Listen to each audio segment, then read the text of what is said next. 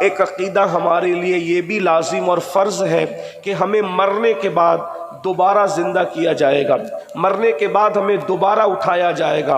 وَمِنْهَا نُخْرِجُكُمْ تَارَةً أُخْرَىٰ، اللہ تبارک و تعالیٰ جس مٹی میں تمہیں دبایا جائے گا اسی مٹی سے پھر ہمیں اٹھایا جائے گا۔ اچھی طرح یاد رکھیں، مرنے کے بعد اٹھنے کا عقیدہ یہ ہمارے لیے لازم ہے۔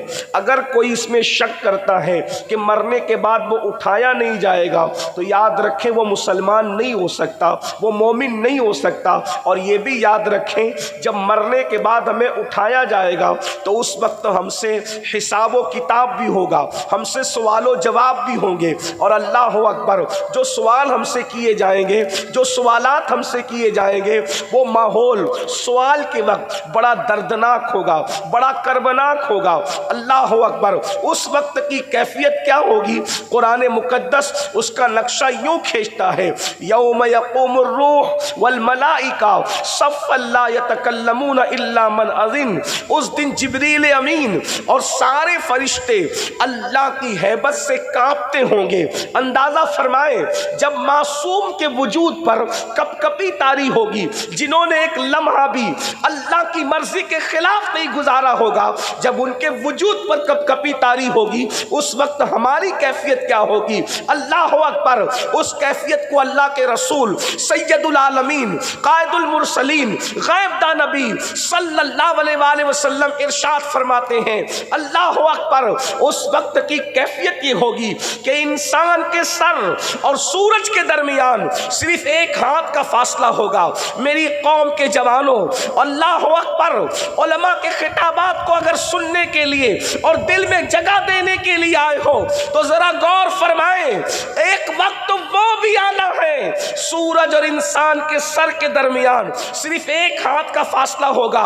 رسول اللہ کی بات پر یقین کرتے ہو اور یقیناً یقین کرتے ہیں، الحمدللہ ہم مومن ہیں، جس کے کہنے پر اللہ کو ایک مانا، جس کے کہنے پر قرآن کو اللہ کی کتاب مانا، جس کے کہنے پر اللہ اکبر دین اسلام کو سچا مذہب مانا، وہ رسول فرماتے ہیں یوم حساب انسان کے سر اور سورج کے درمیان صرف ایک ہاتھ کا فاصلہ ہوگا۔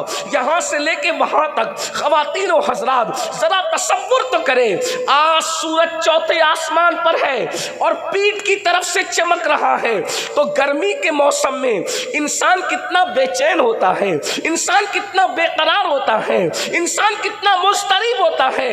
ذرا تصور میں تو لاؤ، وہ گھڑی آنے والی ہے، وہ وقت آنے والا ہے، اللہ اکبر، جب انسان کے سر اور سورج کے درمیان صرف ایک ہاتھ کا فاصلہ ہوگا۔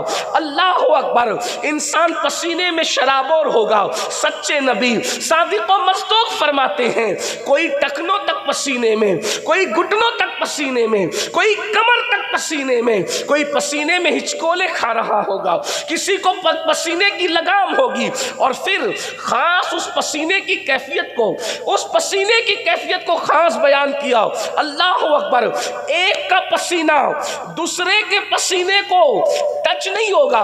اللہ اکبر، تصور میں لائیں، ذرا غور کریں، ایک کا پسینہ دوسرے کو پسینے کو ٹچ نہیں ہوگا، بلکہ ہر انسان اپنے ہی پسینے میں ہوگا، ہر انسان اپنے ہی پسینے میں ہوگا۔ سوچو کیفیت کیا ہوگی۔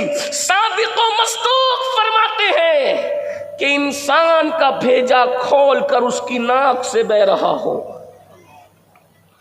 انسان کا بھیجا کھول کر اس کی ناک سے بہ رہا ہوگا۔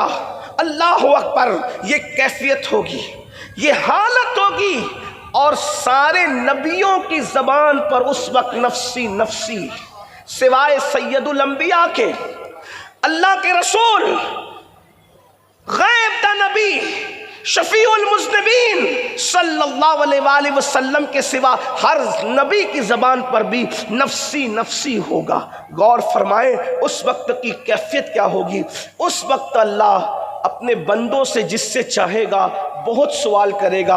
ان سوالات میں ایک سوال یہ آیہ کریمہ میں آیا ہے جس کی میں نے تلاوت کی ہے، ثم لتسألن یومئذ عن النعیم، اس دن ہم تم سے نعیم کے بارے میں پوچھیں گے، نعیم کے بارے میں تم سے سوال ہوگا، نعیم کے بارے میں تم سے پوچھا جائے گا۔ اب نعیم کا مطلب کیا ہے؟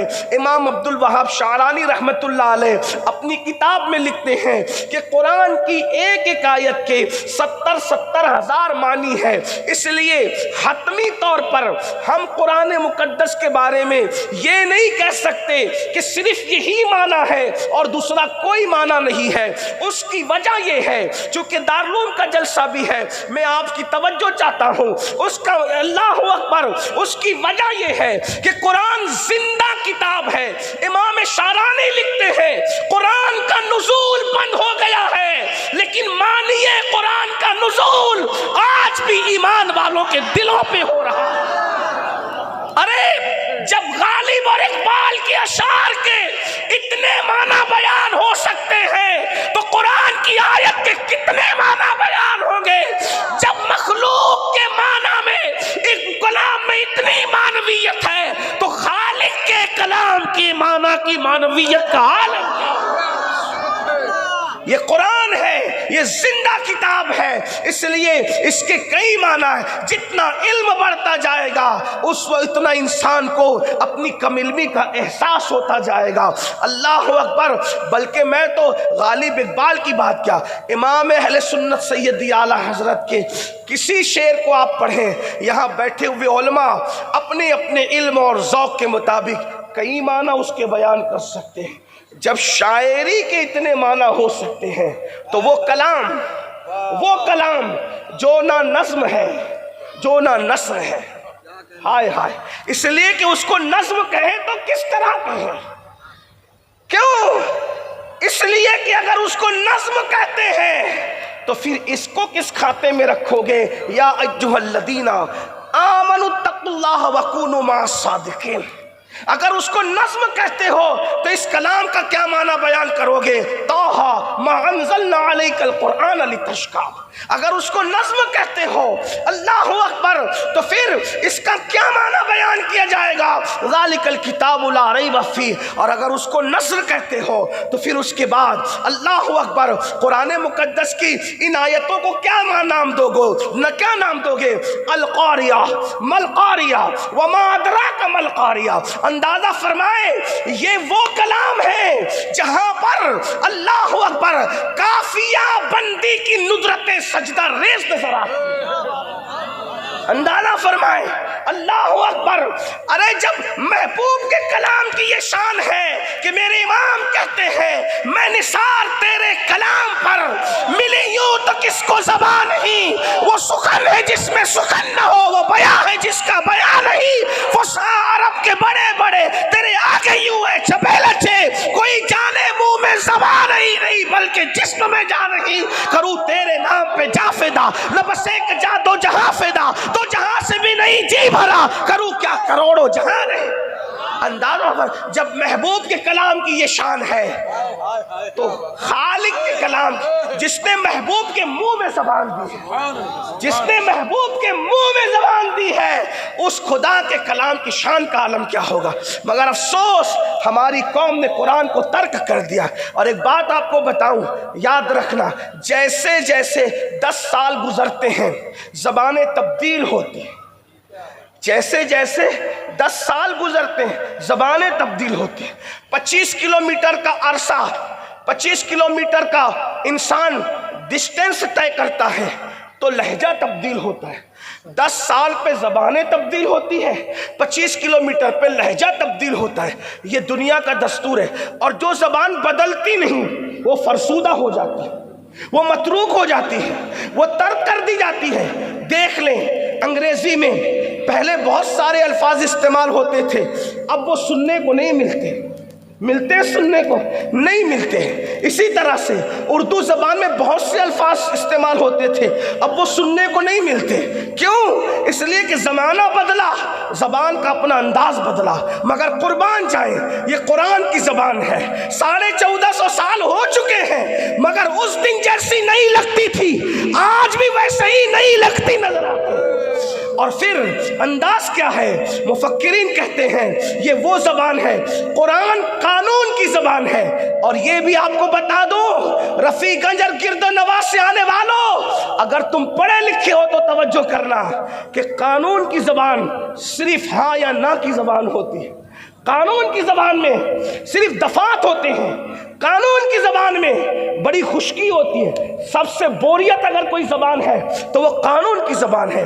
اللہ اکبر، اس میں یہ ہوتا ہے قتل ہو تو یہ ہوگا، کوئی مار دیا جائے تو یہ ہوگا، طلاق دیا جائے۔ ابھی مفتی صاحب قبلہ فرما رہے تھے طلاق کا مسئلہ قرآن سے بیان کر رہے تھے، بلکہ عدت کا مسئلہ قرآن سے بیان کر رہے تھے۔ لیکن ایک بات آپ سے کہوں، جس کو کتاب میں قانون بیان ہوتا ہے اس میں حساب بیان نہیں ہوتا، جس میں ریاضی کے اصول بیان ہوتے ہیں اس میں سائنس بیان نہیں ہوتا، جس میں سائنس بیان ہوتا ہے اس میں ٹیکنالوجی کا تذکرہ نہیں ہوتا، جس میں ٹیکنالوجی بیان ہوتی ہے اس میں دل کا ذکر نہیں ہوتا، صاحب دل کا ذکر نہیں ہوتا۔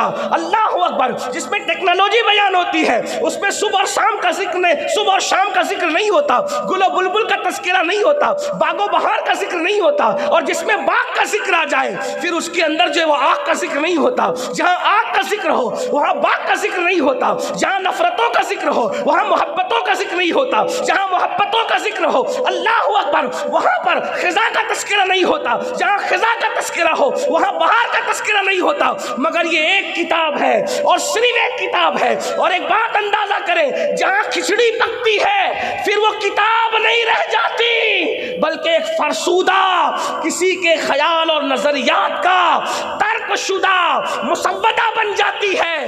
مگر یہ کتاب اللہ کی کتاب ہے، جب یہ قانون بیان کرتی ہے تو پھر قانون بیان کرتی ہے، لیکن قانون کے ساتھ پھر یہ اہل دل کے احوال بھی بیان کر دیتی ہے۔ جب یہ اہل دل کی باتیں کرتی ہے تو سمندر کی کشتیوں کا ذکر بھی بیان کر دیتی ہے۔ سمندر کی کشتیوں کا ذکر کرتے کرتے یہ دریاؤں کا تذکرہ بھی کرتی ہے، یہ بہاروں کا تذکرہ بھی کرتی ہے، یہ خزاں کا تذکرہ بھی کرتی ہے، یہ جنت کا تذکرہ بھی کرتی ہے، یہ جہنم کا تذکرہ بھی کرتی ہے، میاں بیوی کے تعلقات کا تذکرہ بھی کرتی ہے، نکاح کے احکامات بھی بیان کرتی ہے، طلاق کا قانون بھی بیان کرتی ہے، شفق کا جمال بھی بیان کرتی ہے، افق کی سرخی بیان کرتی ہے، ستاروں کی انجمن بھی بیان کرتی ہے، کہکشاں بھی بیان کرتی ہے، رات کی تاریکی بھی بیان کرتی ہے، دن کا اجالا بھی بیان کرتی ہے، متقیوں کا تقوی بھی بیان کرتی ہے، فسق و فجور کا فسق، فساق کا فسق و فجور بھی بیان کرتی ہے، جناتوں کی کائنات بھی بیان کرتی ہے، فرشتوں کی کائنات بھی بیان کرتی ہے، انسانوں کا تذکرہ بھی بیان کرتی ہے، تاریخ انسانیت بھی بیان کرتی ہے۔ اللہ اکبر، سب بیان ہوتا ہے لیکن کچمچ بیان ہی نہیں ہوتی۔ ایسا لگتا ہے جیسے موتی جھڑتے نظر آ رہے ہیں، جیسے پھول جھڑتے نظر آ رہے ہیں، اور انسان یہ کہنے میں مجبور ہوتا ہے یہ کلام والا بے مثال ہے تو اس کا کلام بھی بے مثال۔ یہ اللہ نے وہ کتاب ہمیں عطا فرمائی ہے۔ بہت سارے بچے آج حافظ بنے ہوں گے، ان کے سر پر قرآن کے حفظ کی دستار رکھی جائے۔ بہت سارے بچے عالم بنے ہوں گے، ان کے سروں پر اللہ اکبر نیابت رسول کا تاج رکھا جائے گا۔ اللہ اکبر۔ تو عرض یہ کر رہا تھا، اس ماحول میں کون سے ماحول جس میں ناک سے بھیجا بہ رہا ہوگا، اس ماحول میں جبکہ انسان کے سر کے اوپر سورج چمک رہا ہوگا، ارشاد ہوتا ہے اس وقت جب ماں بیٹے سے بھاگ رہی ہوگی، بیٹا ماں سے بھاگ رہا ہوگا، خون کے رشتے ٹوٹ رہے ہوں گے، میاں بیوی ایک دوسرے کے انکاری ہوں گے، اولاد ماں باپ سے دور، ماں باپ اولاد سے دور۔ اللہ اکبر۔ گزرا کرے پسر پہ پدر کو خبر نہ ہو، باپ پہ گزرے تو بیٹے کو نہیں معلوم، بیٹے پہ گزرے تو باپ کو نہیں معلوم۔ چند جملے خو گرے حمد سے تھوڑا سا گلا بھی سن لے، بڑی معذرت کے ساتھ۔ عقیدہ میرا بھی وہی ہے جو ان سب علماء کا ہے، لیکن تھوڑا سا آپ کو یہ باپ پہ گزرے گی تو بیٹے کو نہیں پتہ ہوگی، بیٹے پہ گزرے گی تو باپ کو نہیں پتہ ہوگی، پیر پہ گزرے گی تو مرید کو نہیں پتہ ہوگی، مریدوں پہ گزرے گی تو پیر کو نہیں پتہ ہوگی۔ وہ گھڑی ہے اس میں قرآن کہتا ہے ثم لتسألن یومئذ عن النعیم، ہم تم سے نعیم کے بارے میں پوچھیں۔ اب نعیم کسے کہتے ہیں اس پر مختلف اقوال ہیں کسی نے کہا نعیم سے مراد کھانا ہے، پانی ہے، یہ ہے، یہ ہے، یہ ہے۔ آج میں نے جس قول کا انتخاب کیا ہے، نعیم سے کیا مراد ہے، مفسرین کے اقوال میں سے ایک قول، اس لیے کہ سارے اقوال بیان کریں تو ٹائم نہیں، اور میں ایک طالب علم ہوں، کوئی بہت بڑا مفکر یا کوئی خطیب نہیں۔ نعیم سے کیا مراد ہے؟ تو مفسرین کا ایک قول یہ بھی ہے، نعیم سے مراد جوانی ہے۔ ہم تم سے قیامت کے دن تمہاری جوانی کے بارے میں پوچھیں، یعنی انسان کی جوانی کے متعلق اللہ سوال کرے گا، جوانی کی راتیں کہاں گزاری وہ بتا، جوانی کا دن کہاں گزارا وہ بتا، جوانی کو کس انداز سے گزارا وہ بتا۔ اگر آپ یہ سمجھ لیتے ہیں کہ ہم تو جواب دے لیں گے، اللہ کرے دے لیں۔ ابن کثیر بڑا مفسر ہے، بڑا مورخ بھی ہے۔ ابن کثیر لکھتا ہے کہ جواب کا معاملہ کیا ہوگا۔ ابن کثیر ایک روایت نقل کرتے ہیں، اس کو تھوڑا سا سن لیں توجہ کے ساتھ۔ اللہ اکبر! شاعری کی دنیا الگ ہے، حقائق کی دنیا الگ ہے۔ اگر ہم یہ سمجھتے ہیں کہ ہاں وہ جو ہوگا دیکھا جائے، جو ہوگا، یہ لوگ صدیق اکبر رو رو کے داڑھی بھگا رہے ہیں اور میری قوم کا جوان کہہ رہے گا جو ہوگا دیکھا جائے۔ فاروق اعظم کے چہرے پر آنسوؤں کے نشان بن کے روتے روتے میدان محشر کے حوالے سے روتے روتے، اور میری قوم کا وہ جوان جسے جمعہ کی 2 رکعت سے زیادہ پڑھنے کی توفیق نہیں ہے، وہ کہہ رہے ہیں کہ جو ہوگا دیکھا جائے۔ یقیناً اس میں میں بھی آپ کے ساتھ ہوں کہ جو ہوگا دیکھا جائے گا، لیکن یہ کہنے کا حق تو شیخ عبد القادر جیلانی غوث اعظم کو تھا، یہ کہنے کا حق تو سرکار غریب نواز کو تھا، یہ کہنے کا حق تو محبوب الہی کو تھا، لیکن جن کو حق تھا وہ لرزہ براندام ہے، اور جن کو 5 کلمے بھی یاد نہیں ہیں وہ کہہ رہے ہیں کہ بہت بے فکر بیٹھے ہوئے ہیں۔ بڑی معذرت کے ساتھ پھر میرے جیسے کچھ لوگ نادانی کرنے کے لیے آپ کے درمیان آگے کہتے ہیں کہ انہیں دیکھو تو جنت مل جائے گی اور انہیں دیکھو تو جنت ملے۔ پاگل ہے قوم، جب چہرے ہی دیکھ کے جنت ملنی ہے تو پھر کسی نے فجر میں کیوں اٹھنا ہے؟ انہوں نے جلسہ کر کے جا کے سو نہیں جانا ہے۔ بڑی معذرت کے ساتھ، بڑی معافی کے ساتھ، ڈر بھی لگتا ہے نا، سنیوں کا مجمع ہے، میری قوم جلدی برا مان جاتی۔ صبح پوچھیں گے کس کو بلایا تھا، کوئی بد مذہب کو تو نہیں بلایا تھا۔ یاد رکھنا میں کنورٹڈ سنی نہیں ہوں، 41 پشتوں کا نسبن سنی ہوں۔ الحمدللہ، اس پہ فخر نہیں کرتا، شکر کرتا، الحمدللہ رب العالمین۔ لیکن ایک بات کہنا چاہتا ہوں، سن لو اور اچھی طرح سے سن لو۔ جن کے چہرے دیکھ کر خیالی جنت کا پلاؤ پکاتے ہو، کیا ان کا بھی جنت میں جانے کی کوئی گارنٹی آپ کے پاس ہے؟ بھول گئے لوگ مجاہد ملت جیسے بزرگوں کو۔ ایک شخص نے کہا تھا، ناظم اجلاس نے، کیونکہ ناظم کی تو مجبوری ہوتی ہے، اگر اس کو دوبارہ جلسے کی تاریخ لینا ہے تو جس کے بارے میں کروڑوں گندگیاں جانتا ہے اس کے سر پر بھی ولایت کا تاج سجا کے اس نے پیش کرنا ہوتا ہے۔ لیکن مجاہد ملت تو واقعی ویسے تھے، ان کے بارے میں کسی نے کہہ دیا کہ اگر کسی اللہ کے ولی کو دیکھنا ہے تو مجاہد ملت کو دیکھ۔ مجاہد ملت رو پڑے اور روتے ہوئے 2 جملے کہے تھے کہ اگر قیامت کے دن حبیب الرحمن کے اعمال کی وجہ سے اللہ اسے جہنم میں بھیجے گا تو میں عرض کروں گا کہ مولا تیرے بندے مجھ سے جو گمان کرتے تھے کم سے کم اس گمان کی لاج رکھ لی جائے۔ اندازہ فرمائے، جو لوگ واقعی ایسے تھے ان کو آخرت کی فکر کھائے جا رہی تھی، اور ہمارا حال یہ کہ ہم سوچتے کہ ہم جنت میں نہیں جائیں گے تو کون جائے گا۔ اللہ کے بندو، ابن کثیر روایت لا رہا ہے کہ حضرت سیدنا عیسیٰ علیہ السلام سے اللہ قیامت کے دن ایک سوال پوچھے گا، حساب لینے کے لیے نہیں۔ اگر آپ دل کے کان سے اتنی بات سن لیں تو میں سمجھوں گا کہ میرا آنا کامیاب ہو گیا، اس لیے کہ میری گفتگو آپ کے، میں کوئی خطیب اگر ہوتا تو شاید آپ کے درمیان بہت کچھ کہتا، لیکن میں صرف اپنے دل کا درد اپنی قوم کے جوانوں کے دلوں پر منتقل کرنے کے لیے آ جاتا ہوں، یہ دکھڑا لے کر۔ بہنوں کی بھی توجہ اور آپ کی بھی توجہ، حساب لینے کے لیے اللہ ان سے سوال نہیں پوچھے گا۔ عیسائیوں نے ان کو خدا کا بیٹا کہا، ان عیسائیوں کو رسوا کرنے کے لیے اور اس الزام سے حضرت عیسیٰ کو بری کرنے کے لیے اللہ صرف ایک سوال کرے گا، اے عیسیٰ کیا تم نے اپنی قوم سے یہ کہا تھا کہ تم مجھے خدا کا بیٹا بنا لینا، خدا بنا لینا؟ یہ بات تم نے کہی تھی؟ حساب کے لیے نہیں، الزام کے خاتمے کے لیے، عزت عیسیٰ کو چار چاند لگانے کے لیے، سیدنا عیسیٰ علیہ السلام کی عظمت کو مزید بلند کرنے کے لیے۔ پتہ ہے نصارہ کو ذلیل و خوار کرنے کے لیے، عیسائیوں کو ذلت اور رسوائی کے دلدل میں غرق کرنے کے لیے خدا خود وحدہ لا شریک فرمائے گا کہ کیا آپ نے یہ کہا تھا کہ مجھے خدا کا بیٹا بنا لینا، مجھے خدا مان لینا؟ یہ سوال جب حضرت عیسیٰ سنیں گے تو حدیث پاک میں آتا ہے کہ ان پر حساب کے لیے نہیں، عظمت کی کے اظہار کے لیے سوال ہوگا، تو حضرت عیسیٰ کے بال کھڑے ہو جائیں گے یہ سوال سن کر، اور ہر بال سے اللہ کے خوف کی وجہ سے خون کی پھواریں نکل پڑے گی، ہر بال سے خون کی پھواریں نکلے گی۔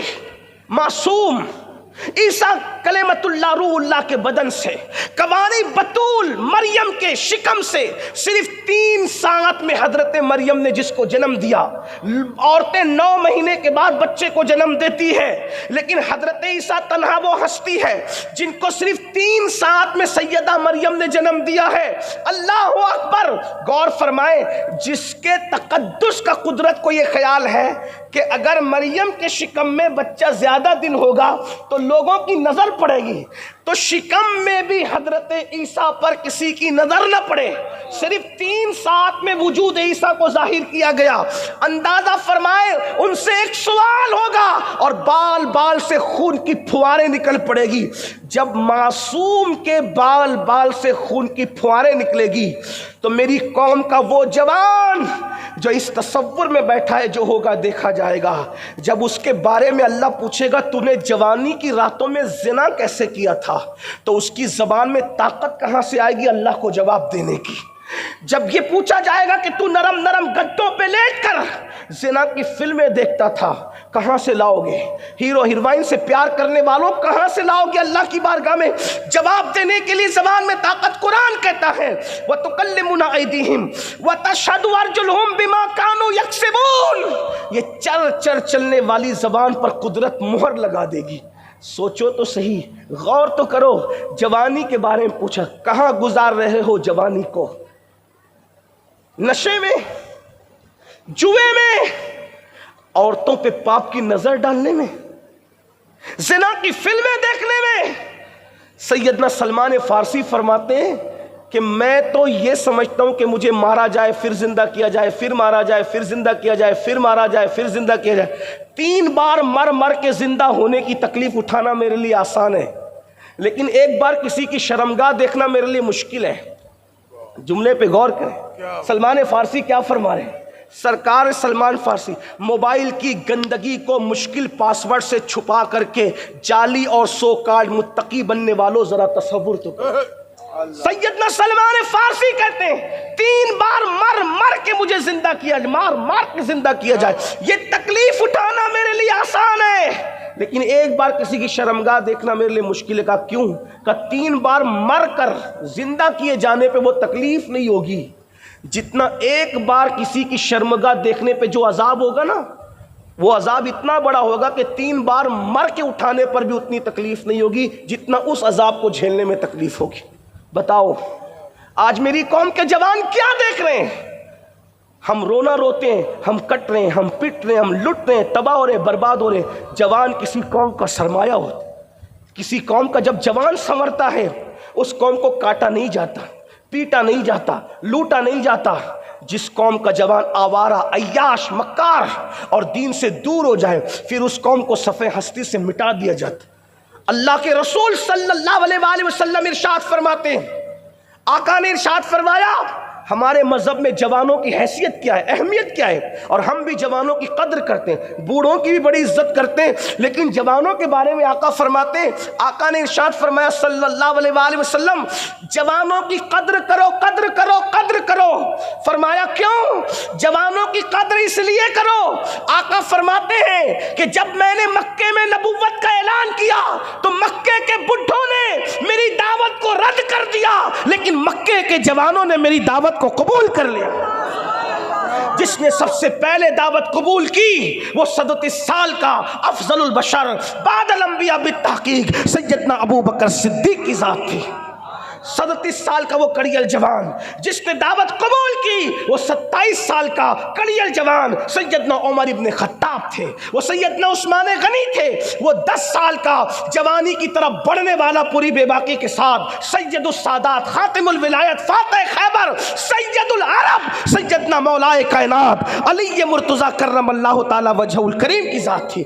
7 جوان تھے، سعید جوان تھے، طلحہ جوان تھے، زبیر جوان تھے، بلال جوان تھے، صہیب رومی جوان تھے، اللہ اکبر، یہ سب جوان تھے۔ سیدنا سعد ابن ابی وقاص کہتے ہیں حضور پہ آنے والے تیروں کو میں نے اپنے سینے پہ احد میں روکا تھا، اس وقت میری عمر صرف 16 یا 17 سال کی تھی، میرے چہرے پر ابھی داڑھی کے بال بھی نہیں اگے تھے کہ میں نے حضور کے آنے والے تیر کو اپنے سینے پہ روکا تھا۔ میں آپ سے پوچھنا چاہتا ہوں جوانی کو کہاں گزار رہے ہو؟ اللہ پوچھے گا ثم لتسألن یومئذ عن النعیم۔ اگر آوارگی میں گزارو گے جوانی کو، بات سمیٹتا ہوں، طویل نہیں کروں، میرے بعد ایک خطاب اور سننا ہے، ایک خطاب سن چکے ایک اور سننا ہے، لیکن شارٹ کر رہا ہوں، بہت مختصر، ہو سکے تو بہت اختصار سے بات سمیٹ لوں گا، دستار بھی ہونی ہے، اشارہ مجھے ملا ہے کہ دستار بھی ہونی۔ توجہ فرمائیں، اگر جوانی کو گناہ اور پاپ میں گزارا، اللہ رب العزت جو جوانی میں عیاشی اور آوارگی کرتے ہیں ان پر اتنا سخت اور دردناک بڑھاپا مسلط کرتا ہے کہ وہ موت مانگتے تو ان کو موت نہیں آتی، چادروں میں چھپ چھپ کے روتے ہیں۔ جوانی میں جرائم کے گل کھلانے والوں، بڑھاپا بڑا بدترین آتا ہے۔ سید الطائفہ حضرت جنید بغدادی رضی اللہ تعالیٰ بغداد مقدس کے بازار سے گزر رہے تھے، اب یہ کلام ایسا پڑھا گیا کہ بغداد نگاہوں میں پھر گیا، یہ دل تڑپ کے کہیں آنکھ میں نہ آ جائے کہ پھر رہا ہے کسی کا مزار آنکھوں۔ اللہ ہم سب کو بغداد معلیٰ کی حاضری ادب کے ساتھ عطا ہے۔ اللہ اکبر، بڑی عظیم تمنا ہے، اللہ اکبر۔ بغداد معلیٰ کی سرزمین پر سید الطائفہ جنید بغدادی بازار میں ہے، ایک بڈھا، بڑے میاں بوڑھا لوگوں سے بھیک مانگ رہا ہے، کوئی اس کے کٹورے میں بھیک بھی نہیں ڈالتا۔ تو مریدوں نے کہا بغداد کے لوگ کتنے سخت ہو گئے کہ بڈھے کو بھیک نہیں دے رہے ہیں۔ جنید بغدادی سرکار نے فرمایا واللہ جا کے تحقیق کر لو، اس بڈھے نے جوانی میں بہت پاپ کیے ہوں گے، اس لیے اللہ نے اس کو اتنا بدترین بڑھاپا دیا، کوئی اس کو بھیک دینے کے لیے تیار نہیں۔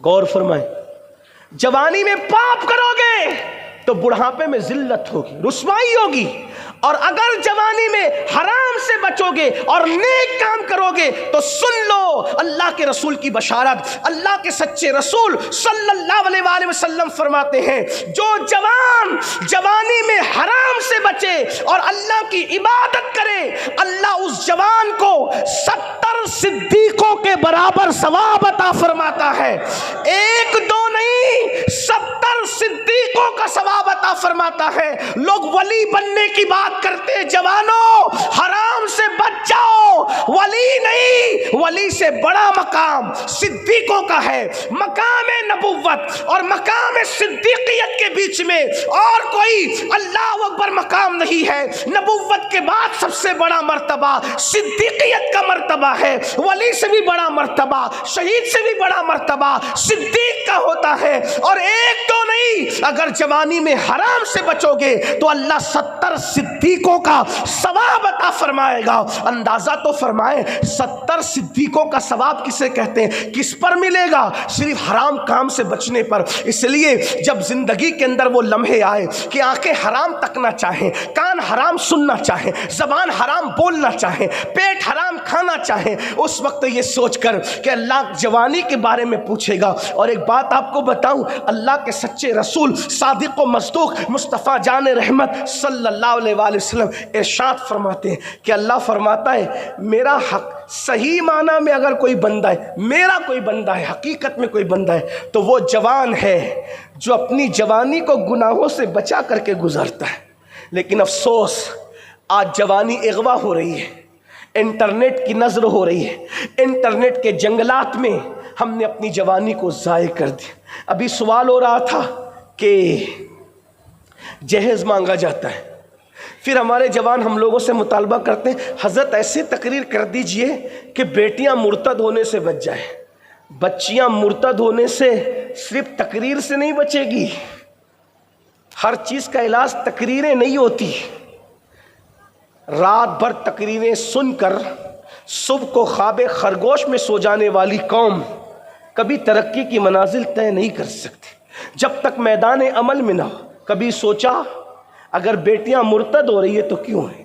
پہلی بات تو یہ کہ مرتد ہونے کی جتنی رپورٹیں پھیکم پھاک بیان کی جاتی ہیں میں اس سے متفق نہیں ہوں، اس لیے کہ توجہ فرمائیں کیوں متفق نہیں ہوں۔ اگر میڈیا کہہ دے کہ ہم نے چاند دیکھا ہے عید کا تو اس کی بات کو مانو گے؟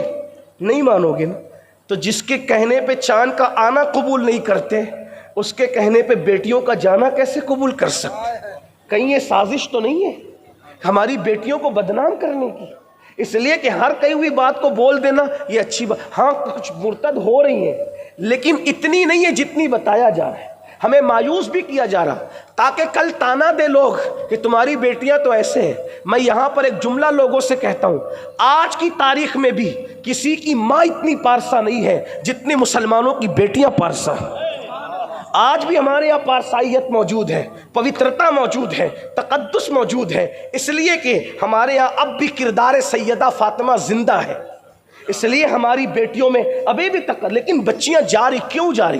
میں آپ سے سوال کرتا، جلسہ کرنے والوں سے لے کے جلسے میں شریک ہونے والوں تک، ممبر والوں سے لے کر کے زمین پہ بیٹھنے والوں تک، ہم نے سوچا بیٹیاں کیوں جا رہی؟ نمبر ایک، سب بیٹیاں نہیں جا رہی۔ لوگ کہتے ہیں غریبی کی وجہ سے جا رہی ہے، لوگ کہتے ہیں اس کی، میں نے کہا مسئلہ غریبی کا بھی اتنا نہیں ہے، مسئلہ رشتوں کا بھی اتنا نہیں ہے، مسئلہ دوسری چیزوں کا بھی اتنا نہیں ہے۔ یاد رکھنا جا وہی رہی ہے جو پہلے سے دین کے قریب نہیں تھی، ورنہ جو دین کے قریب ہے وہ آج بھی اپنے ایمان کو بچانے کے لیے پیٹ پہ پتھر باندھنے کے لیے تیار ہے۔ اس لیے میری گزارش ہے کوشش کرو اپنی بہنوں کو، بیٹیوں کو اور خود کو دین سے قریب کریں۔ بڑی معذرت کے ساتھ یہ بات کہوں، آج مذہبی طبقہ بھی اپنے بچوں کو دین سے قریب لانے کی کوشش نہیں کر رہا۔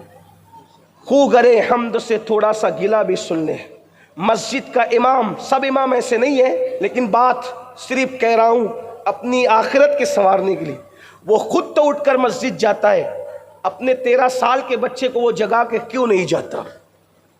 مسجد کا متولی سفید ریش، وہ خود تو اکیلا اٹھ کر مسجد جاتا ہے، وہ اپنے بہو اور بیٹی کو کیوں نہیں جگاتا؟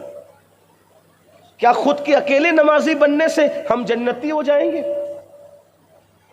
تنہا ہم داڑھی رکھ لینے سے جنتی ہو جائیں گے؟ تنہا دیندار ہونے سے ہم جنت؟ بتاؤ ہمارے گھر میں اسلامی ماحول کتنا ہے؟ میں سوال کرتا ہوں نمازیوں سے، بے نمازیوں سے نہیں، جو نہیں کرتے وہ تو نہیں کرتے، نمازیوں سے پوچھتا ہوں، فجر میں جانے والوں، صف اول میں نماز پڑھنے والوں، گھر والوں کو کتنی بار جگایا مجھے بتاؤ؟ کیا یہ رسول اللہ کی سنت نہیں ہے؟ بے نمازیوں کو نہیں جگاتے۔ اللہ کے رسول سیدہ فاطمہ الزہرا اور مولا علی کے گھر روز آتے تھے اور کہتے تھے الصلاۃ الصلاۃ یا اہل البیت الصلاۃ، اے نبی کے گھر والوں نماز کے لیے اٹھو۔ اندازہ فرمائے جن کی نمازوں نے کبھی ترک نہیں ہونا، اللہ کے رسول ان کے دروازے پہ کیوں آ رہے ہیں؟ بتانے کے لیے کہ یہ بھی مجھ محمد کی سنت ہے صلی اللہ علیہ وسلم۔ ہم کیوں نہیں جگاتے؟ بتاؤ ہم نے جگایا؟ اور ایک حدیث پاک پڑھ دوں، بہنیں اگر سن رہی تو ان سے بھی، ہائے ہائے ہائے، سید آل رسول صاحب آئے، دلبر صاحب آئے، مولانا رضوان، مولانا مفتی افسر صاحب اور ناظم صاحب اور نقیب صاحب اور فلاں صاحب، سب لوگ آئے، حضرت دعا کریں دعا کریں۔ کس کی دعا لے رہے ہو؟ سید صاحب کی، پیر صاحب کی، عالم صاحب کی۔ ایک عمل بتاؤں، حضور کی دعا ملے گی۔ کس کی دعا ملے گی؟ حضور کی۔ رفیع گنج والوں سے میں یہ نہیں کہتا کہ اس پہ بھی سبحان اللہ کہیں، اس کی وجہ اس لیے نہیں کہتا کہ میں آپ کے عشق پہ چھوڑتا ہوں کہ حضور کی دعا مل رہی ہے پھر بھی آپ چپ رہتے ہیں یا خاموش رہتے ہیں یا کچھ بولتے ہیں. کوئی بات نہیں، کوئی بات نہیں، لیکن بس سن لیں کیا آقا کی دعا ملے گی. اور کون سی دعا؟ قیامت تک کی نسلیں آباد. اللہ کے رسول ایک مرتبہ ہاتھ اٹھا کے دعا کرتے خوشی میں، اللہ ان کے گھروں کو ہمیشہ ہرا بھرا رکھنا. اے اللہ ان کے گھروں کو ہمیشہ ہرا بھرا. ہرا بھرا کا مطلب کیا؟ ہر خوشی ہو، کسی چیز کی کمی نہ ہو، صرف کمی کی کمی ہو بس، اور کسی چیز کی کمی نہیں. گھر جا کے جملے پہ غور کرنا کہ کسی چیز کی کمی نہ ہو، صرف کمی کی کمی ہو، باقی کسی چیز کی کمی نہ ہو. اندازہ فرمائے دعا کریں اللہ ان کے گھروں کو ہمیشہ ہرا بھرا رکھنا، ہرا بھرا رکھنا، ہرا بھرا رکھنا. صحابہ نے پوچھا آقا کس کے گھر کو ہرا بھرا رکھنے کی دعا کی جا رہی ہے؟ فرمایا اس کے گھر کو جو شوہر فجر میں اٹھتا ہے اور اپنی بیوی کو جگاتا ہے، اور جو بیوی فجر میں اٹھتی ہے اور اپنے شوہر کو جگاتی ہے، دونوں جو ایک دوسرے کو جگائیں. اللہ سے دعا کرتا ہوں اللہ ان کے گھر کو ہمیشہ ہرا بھرا رکھے. جس کے گھر کو ہرا بھرا رکھنے کی دعا جانے دعا خود کرے، پھر اس کو کس کے تعویذ کی ضرورت پڑے گی؟ پھر اس کو کس وظیفے کی ضرورت پڑے گی؟ پھر اس کو کس عمل کی ضرورت پڑے گی؟ بولو، آپ نے بہت ہاتھ اٹھا کر کے ایمان کی گواہی دی، کیا آپ اس پر بھی ہاتھ اٹھاتے کہ انشاءاللہ گھروں کو ہرا بھرا رکھنے کے لیے آج سے ہر شوہر بیوی کو جگائے گا، ہر بیوی شوہر کو جگائے انشاءاللہ؟ کتنے لوگ ہیں ذرا بتائیں اپنے نبی کی خوشی کے لیے؟ ماشاءاللہ. چلے آپ ہاتھ اٹھا کے رکھیں ذرا، کچھ لوگوں کو نظر بھی تو آئے کہ سنی اس پر بھی ہاتھ اٹھاتا ہے. سنی صرف بد مذہب کے بائیکاٹ پہ ہاتھ نہیں اٹھاتا، الحمدللہ بد مذہب کے بائیکاٹ پہ تو ہاتھ اٹھاتا ہے، لیکن بے نمازی پن کے بائیکاٹ پر بھی سنی ہاتھ اٹھا سکتا ہے. کتنے لوگ جگائیں گے اپنی بیویوں کو؟ بتاؤ انشاءاللہ. ہاتھ اٹھا کے رکھیں. اور جو نہیں اٹھا رہے ان پہ بھی فرض ہے نماز، ان پہ بھی اٹھا کے رکھے. ذرا اللہ کو گواہ بنائے، فرشتوں کو گواہ بنائے. یہ منظر خوبصورت لگے کہ شرفیہ کے دارالعلوم کے جلسے کے موقع پر کتنے بڑے انقلاب کی بات کی گئی ہے. سنیوں گھر ہمیشہ ہرے بھرے رہیں گے، اور صرف گھر ہرے بھرے نہیں رہیں گے، انشاءاللہ تمہاری قبریں بھی تر و تازہ رہے گی، اور دنیا تمہیں دیکھ کے کہنے پہ مجبور ہو جائے گی زمین میلی نہیں ہوتی، زمن میلا نہیں ہوتا، محمد کے غلاموں کا کفن میلا نہیں ہوا. آج ہمیں اپنے گھر میں دینی ماحول، اگر ارتداد کے فتنے کا مقابلہ کرنا ہے، ہر بندہ اپنے گھر میں دینی ماحول قائم کرے. میں آپ سے پوچھتا ہوں اور قسم دے کے پوچھتا ہوں، اپنے ضمیر کی عدالت میں کھڑے رہ کر کے بتاؤ، بچہ پیدا ہوتا ہے تو نام رکھنے سے پہلے اس کو ڈاکٹر، ٹیچر، انجینئر، لائر، وکیل، جج سب بنانے کا پلان بنتا ہے. کبھی یہ بھی پلان بنا کہ میں اپنے بیٹے کو پہلے مسلمان بناؤں گا؟ بتاؤ، ڈاکٹر، انجینئر، ٹیچر سب بناؤ، مجھے کیا اعتراض ہے؟ میں دعا کرتا ہوں اللہ جو آپ دعا کرتے ہیں اللہ وہ آپ کے بچوں کو بنائے، لیکن پہلے مسلمان بناؤ. کیوں؟ ڈاکٹر کا باپ ہونے میں کوئی فخر کی بات نہیں، اس لیے کہ ڈاکٹر کا باپ کوئی منکر اسلام بھی ہو سکتا ہے. ٹیچر کا باپ ہونا ہمارے یہاں مذہبی اعتبار سے، میں کوئی مذاق نہیں اڑا رہا ہوں، ڈگریوں کا بہت اہمیت ہے، ڈگریوں کی، ڈاکٹر، ٹیچر سب، لیکن آخرت میں کوئی فخر کی بات نہیں ہے. ٹیچر کا باپ ہونا، وکیل کا باپ ہونا، انجینئر کا باپ ہونا، کیا فخر ہے پتہ ہے؟ فخر کیا ہے؟ مومن کا باپ ہونا، یہ فخر کی بات ہے. اور یہ فکر کس کی ہے؟ یہ فکر نبوت ہے، فکر نبوت. جب حضرت سیدنا عیسیٰ، حضرت یوسف علیہ السلام اپنے بابا حضرت یعقوب سے بچھڑ گئے، جب حضرت یوسف اپنے بابا حضرت یعقوب سے بچھڑ گئے، جب بچھڑے تھے تو بچے تھے، اور جب ملے تو کئی بچوں کے باپ بن چکے تھے. تو جس بیٹے نے غم کی خبر لایا تھا کہ بابا تیرے یوسف کو بھیڑیا کھا گیا، وہی بیٹا خوشی کی خبر لایا، بابا آپ کا یوسف تو زندہ ہے، اور بڑی بات یہ ہے کہ یوسف زندہ ہے مگر بادشاہ ہے، اور پورے مصر کا جلیل القدر بادشاہ ہے، سطوت والا، شان والا، عزت والا بادشاہ ہے۔ تو یعقوب علیہ السلام کو یہ سن کے غصہ آیا، اور غصے میں فرمایا، او یہودا منہ بند کر، یہ کیا بکتا ہے کہ میرا بیٹا یوسف مل گیا اور وہ بادشاہ ہے؟ پہلے یہ بتا کہ وہ مسلمان ہے یا کافر ہو گیا؟ پہلے یہ بتا، پہلے یہ بتا کہ وہ مومن ہے یا نہیں۔ اللہ اکبر۔ پھر یہودا نے کہا بابا مبارک ہو، وہ تو مومن ہے، اور ہم سے اچھا، ہم بھائیوں سے اچھا مومن ہے وہ۔ تب شکر ادا کیا، فرمایا میرے بیٹے بادشاہ کا باپ ہونا آخرت میں کوئی فخر کی بات نہیں ہے، میرا بیٹا مومن ہے یا نہیں مجھے اس کی فکر ہے۔ اللہ اکبر انداز۔ لوگ کہتے ہیں حضرت یوسف کے ملنے کے لیے جناب یعقوب روتے تھے۔ اگر حضرت یوسف سے صرف ملنے کے لیے روتے تھے تو ملنے کے بعد یہ غصہ کیسا؟ ملنے کے بعد یہ غصہ کیسا؟ حضرت یعقوب کے رونے کی وجہ یہ بھی تھی کہ بچہ مجھ سے دور ہو کر میرے مسلک پہ رہے گا کہ میرے مذہب پہ رہے گا کہ، حالانکہ وہ تو نبی تھے۔ یہ تعلیم، ہماری تعلیم کے لیے بات ہے۔ اب بتاؤ مسلمانوں، ہم نے اپنی بیٹیوں کو جب جنس پہنانا شروع کیا، اسکرٹ پہنانا شروع کیا، اور بیٹوں کو بچپن میں گود میں لے کر گندی فلمیں دیکھنا شروع کیا، یہ کب مومن رہیں گے؟ کب ایمان پہ رہیں گے؟ کب سنیت پہ رہیں گے؟ جاتے جاتے اتنا عرض کروں، جلسے کا سنی بن جانا اور ہے، اور تنہائیوں کا سنی بن جانا اور ہے۔ جلسوں میں سنی بننے والوں کو جنت نہیں ملنے والی جب تک کہ آپ کا انسائیڈ اندر، تنہائیوں کے اندر آپ کی سنیت چاند کی طرح نہ چمکے، ستاروں کی طرح نہ چمکے، سونے کی طرح کھری کھری نہ چمکے، اس وقت تک کہ ہم نجات حاصل نہیں کر سکتے۔ یہ کون سی بات ہے کہ جلسے میں تو ہمارے جذبات دیکھنے والے ہوتے ہیں، پھر تنہائیوں میں وہ جذبات کہاں جاتے؟ گھر کی شادی میں ڈی جے بھی لگ رہا ہے، گھر کی شادی کے اندر ناچ بھی ہو رہا ہے، بچوں کو معاذ اللہ گود میں لے کر کے زنا کی فلمیں بھی دیکھی جا رہی ہے، بیٹیوں کو بازو میں بٹھا کر کے مائیں پاکستانی سیریلوں کے نام پہ افیئر کرنے کا طریقہ سکھا رہی۔ کتنے گھر ہیں جن گھروں کے اندر پاکستانی سیریل نہیں دیکھے جاتے؟ لعنت ہے ان سیریلوں پر جو دیور کو بھاوج کے ساتھ زنا کرنے پہ ابھارے، بڑی بہنیں جو اپنے منگیتر کے ساتھ معاذ اللہ حرام کاریوں پہ ابھارے۔ ہنسنے کی بات نہیں ہے، لٹ رہا ہے نشیمن، لٹ رہا۔ تمہیں کالی گھٹاؤں کا نہیں پہچاننا آیا، اندھیرے سے دھواں اٹھتا ہے اور تم کہتے ہو ساون ہے۔ نشیمن جل رہے ہیں۔ جو بچیاں جا کر ارتداد کا اظہار کر رہی ہے وہ تو مرتد ہو ہی گئی ہے، جو تمہاری گود میں بیٹھ کر مرتد ہوئی ہے اس کا ماتم کون کرے گا؟ جو بچیاں اسلام پہ تمہارے گھر میں اعتراض کر رہی ہے، جو بچے تمہارے گھر میں مسلمان نہیں رہ گئے، اس کا آخری بات ایک بات عرض کروں، اگر کسی کو اتنا گارے مولانا ہماری نسل مومن رہ جائے گی، ایک بزرگ کا ذکر کرتا ہوں، یاد رکھیں، بہت دور کی بات نہیں ہے، ماضی قریب کا ایک بہت بڑا چہرہ، بہت بڑا نام ہے، امام المنطق علامہ فضل خیر آبادی۔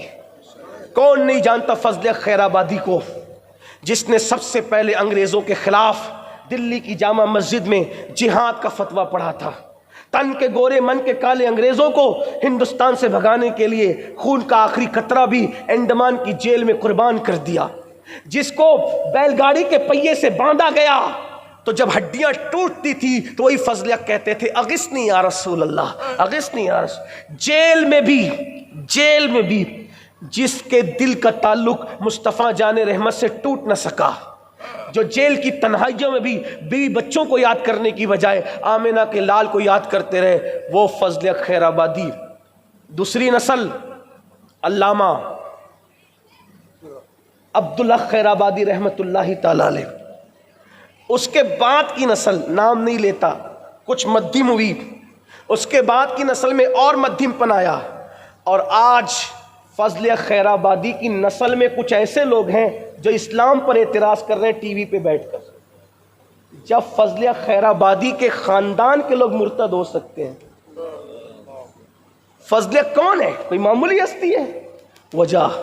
घर में अगर इस्लामी माहौल का है, ये जुमा के दिन सिर्फ 2 रकअत के लिए टोपी पहन लेना और ईद के दिन सर पे रुमाल बांध लेना, याद रखना आने वाला दौर बड़ा भयानक हमें बताएगा।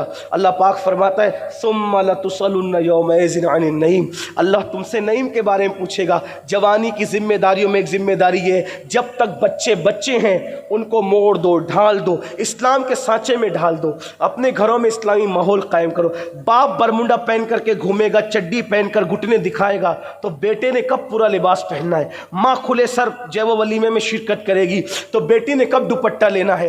याद रखना फितना इर्तिदाद सिर्फ मेमोरेंडम, तहरीक, जलसे, कॉन्फ्रेंस, दर्द भरी बातों से नहीं हम उसका खात्मा कर सकते हैं। हर बंदा इसके लिए बेहतरीन रुकन साबित हो सकता है, बेहतरीन मुजाहिद साबित हो सकता है। एक काम करना है, हर आदमी सिर्फ अपने घर में इस्लाम को नाफिज कर ले। कहते हो ना दुनिया में इस्लाम नाफिज करेंगे, अरे दुनिया में इस्लाम नाफिज करना हमारे इख्तियार में कहाँ है? दुनिया में इस्लाम नाफिज, लेकिन तन्हा अपने घर का मैं बादशाह हूँ, मैं दुनिया का बादशाह नहीं हूँ। तो जो सल्तनत जो मेरी सल्तनत में मेरे मातहत है, मैं उन्हीं को सच्चा मोमिन बना दूँ। हर घर मोमिन बन जाएगा तो पूरा मोहल्ला मोमिन बन जाएगा, पूरा मोहल्ला मोमिन बनेगा, पूरा गांव मोमिन बनेगा, पूरा गांव मोमिन बनेगा, पूरा शहर मोमिन बनेगा, पूरा शहर मोमिन बनेगा। मुल्क में ईमान की लहरें और लहलहाती खेती देखी जाएगी, मुल्कों में ईमान नजर आएगा इंशाअल्लाह, पूरी कायनात पर इस्लाम का परचम। लेकिन हमने मेहनत करनी होगी। याद रखिएगा, कुरान अपने बच्चों को पढ़ाओ, हर किताब पढ़ाने से पहले कुरान पढ़ाओ, अपनी बच्चियों को पढ़ाओ, अपनी बेटियों को सीरियल नहीं, सैयदा फातिमतुज़ ज़हरा की चादर ततहीर के साए में पालने की कोशिश करो। अपनी बेटियों को अगर बेटियां 5 लाख का जेवर मांगे दे दो, लेकिन 50,000 का स्मार्ट मोबाइल देने की गलती मत करना। हमारे बारे में लोग क्या राय कायम करेंगे वो छोड़ दीजिए, लेकिन आपके लिए नसीहत ये है, याद रखना जिस मसलक में अभी मसलक आला हजरत की बात हो रही थी, मसलक आला हजरत सिर्फ 1, 2, 3 निकात का नाम नहीं है मेरे अजीज। मसलक आला हजरत पूरे मजहब को समेटता है, पूरे मजहब का खुलासा पेश करता है। इमाम अहले सुन्नत सैयदी आला हजरत ने फरमाया, मसलक आला हजरत का नारा लगाने वालों अपने इमाम का फरमान सुनो, और वो भी अपनी मर्जी से नहीं, हदीस की रोशनी में उन्होंने बयान किया क्या? अपनी बेटियों को सूरह यूसुफ की तफसीर न पढ़ाओ, अपनी बेटियों को सूरह यूसुफ की तफसीर न पढ़ाओ, उन्हें सूरह नूर की तालीम दो। क्यों? सूरह यूसुफ की तफसीर इसलिए ना पढ़ाओ कि उसमें एक औरत के इश्क व मोहब्बत की दास्तान आ गई है। इतनी पाकीज़ा और पवित्र औरत की मोहब्बत की दास्तान अगर कुरान की तफसीर में आ जाए तो एहतियात और तकवा के करीब ये है कि अपनी बेटियों को सूरह यूसुफ की तफसीर न पढ़ाओ। इतनी मुकद्दस खातून की मोहब्बत की दास्तान अगर तफसीर में आ जाए तो तफसीर पढ़ाने से बेटियों को रोका जा रहा है। पाकिस्तानी सीरियल देखने की इजाज़त किसने दे दी? पढ़ाने से ममानियत नहीं है। हाँ, मैं बार बार कह रहा हूं, मेरे जुमले पे गौर करना। सूरह यूसुफ की तफसीर ना पढ़ाओ, तफसीर अलग चीज है और कुरान की आयत अलग चीज। कुरान पढ़ाने की तो बात की गई, तफसीर सूरह यूसुफ ना पढ़ाओ, सूरह नूर की तालीम दो। अंदाजा फरमाए, गौर फरमाए, सूरह यूसुफ की तफसीर। और कुछ लोग हजरत ज़लीखा को समझते क्या है? कितनी मुकद्दस खातून है हजरत ज़लीखा, एक नबी की बीवी है, कई नबियों की माँ है। और याद रखना, नबी की बीवी काफिरा तो हो सकती है लेकिन बदकार नहीं हो सकती। क्यों? इसलिए कि कुफ्र सबके नजदीक ऐब नहीं माना जाता, लेकिन बदकारी हर मजहब में ऐब मानी जाती है।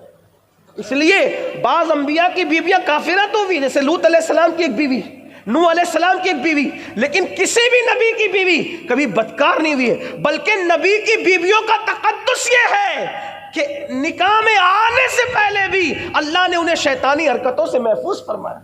आप जा करके देख लें तो अंदाजा फरमाए, ये सीरियलों का माहौल रोकना होगा, इसका बाइकाट करना होगा। लोग कहते हैं मौलाना लोग शक्की इस तरह की बात करते, शक्की नहीं है। زیادہ تر ارتداد کی لہر جہاں جہاں پھیل رہی ہے وہ آزاد خیالی کا ماحول ہے، اس لیے ہمیں اس پہ محنت کرنا ہوگا، دین پہ محنت کرنا ہوگا، مذہب پہ محنت کرنا ہوگا، مسلک پہ اور اپنے گھروں کے اندر دینی ماحول قائم کرنا ہوگا، اور اس کے لیے مدارس کا وجود بے حد ضروری ہے، مدارس کا وجود بے حد لازمی ہے۔ لوگ مدرسوں کو اور علماء کو بڑی تنگ نظری سے دیکھتے ہیں، کچھ لوگ تو کہتے ہیں 2 کوڑی کا ملا، 2 کوڑی کا مولوی، یہ بھی سازش ہے اس دین سے دور کرنے کے لیے کہ علماء سے دور کر دیا جائے، لوگ دین سے دور ہو جائیں گے۔ بڑی معذرت کے ساتھ یاد رکھنا، جس کو 2 کوڑی کا ملا کہتے ہو نا بڑے اور جوان ہو کر، اگر یہ 2 کوڑی کے ملا نے تیرے باپ کا ایجاب و قبول نہ کرایا ہوتا تو تیری امی تیرے بابا کے لیے حلال نہ ہوئی ہوتی۔ علماء کی یوں توہین کرتے ہو، اندازہ فرمائے باپ کا جنازہ وہ پڑھائے، باپ کا نکاح وہ پڑھائے، تیری پیدائش ہو تو تیرے کان میں اذان وہ دے۔ میں نے کل ہی ایک گفتگو کی کہ اقبال نے تو کہا تھا ہم نے یورپ کے کلیساؤں میں اذان دی، افریقہ کے صحراؤں میں اذان دی۔ میں کہتا ہوں آج یہ جوان کیا کر لیں گے جو صرف بال سنوارنے لگے، فلمیں دیکھنے لگے، زنا کرنے لگے، شراب پینے لگے؟ ارے تم یورپ کے کلیساؤں میں کیا اذان دو گے؟ جو اپنے بیٹے کے کان میں پیدا ہونے کے بعد اذان دینے کی حیثیت نہیں رکھتے، وہ یورپ کے کلیساؤں میں کیا اذان دیں گے؟ وہ افریقہ کے تھکتے ہوئے صحراؤں میں کیا؟ ارے وہ گزر گئے، وہ قبروں میں چلے گئے اپنا اپنا حصہ لے کر۔ اٹھو، بیدار ہو جاؤ اور اپنی اہمیت کا اندازہ کرو۔